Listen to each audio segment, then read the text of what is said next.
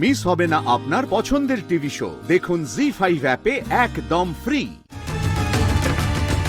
এই যে অবিশ্বাস্য, একজন পুরুষ এভাবে, তবে বলেছিলাম না এক অদ্ভুত দৃশ্য।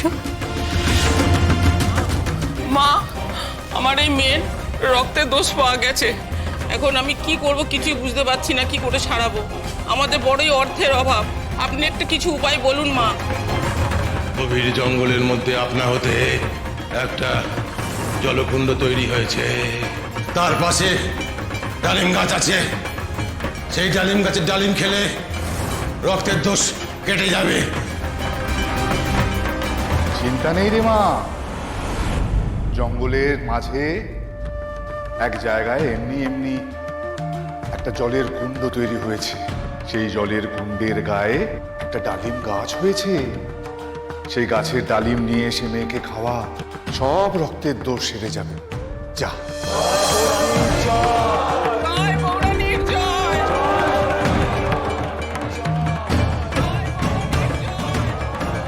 আচ্ছা, উনি যা যা বলছেন সেগুলো সত্যি হয়? সব সত্যি হয় দিদিমণি, দেখুন না আরো কত লোক আসবে। মা, মাগো, প্রতিবারের মতন এবারও বলে দাও মা, চাষের ফলন কেমন হবে? কালবৈশাখী ঝড় কেটে গেলে গ্রামে খুব ভালো ফলন হবে। চাষিদের সব দেনা শোধ হয়ে যাবে। মহাজনদের বলিস চাষিদের পাশে থাকতে।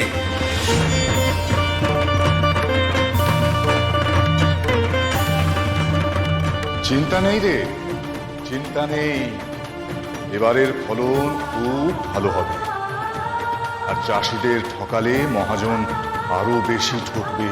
জয় মা বৌরানী জয়।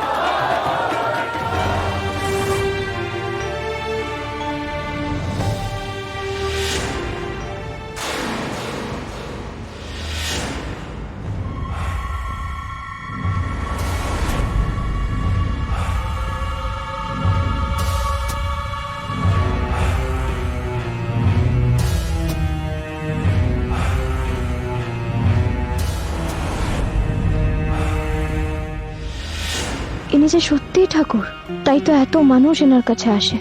যিনি সবার মঙ্গল চাইলেন, তিনি কখনো খারাপ হতে পারেন না। ছি ছি, আমি ওনাকে নিয়ে কি সব ভেবেছিলাম। আমার মনে হচ্ছে পুরুষোত্তম সিংহের নাম ভাঙিয়ে কিছু লোক বদমাইশি করে চালাচ্ছে। না না, আর চুপ করে থাকলে চলবে না অষ্টমী, তোকে কিছু একটা করতেই হবে। এই গ্রামের যারা খারাপ চায় তাদের ধরিয়ে দিতেই হবে।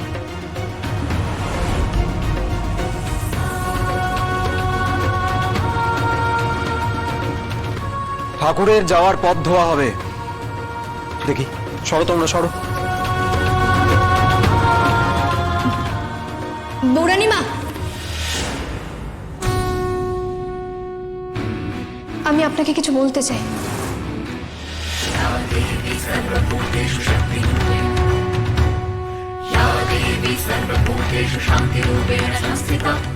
সর্বনাশ, আবার এই মেয়েটা, তাও আবার বাবাকে কি সব বলছে। কি উল্টোপাল্টা বলে বসবে এবার। এমন হলে ওকে কেউ বাঁচাতে পারবে না। জি5 ডাউনলোড করুন আর সব এপিসোড দেখুন একদম ফ্রি।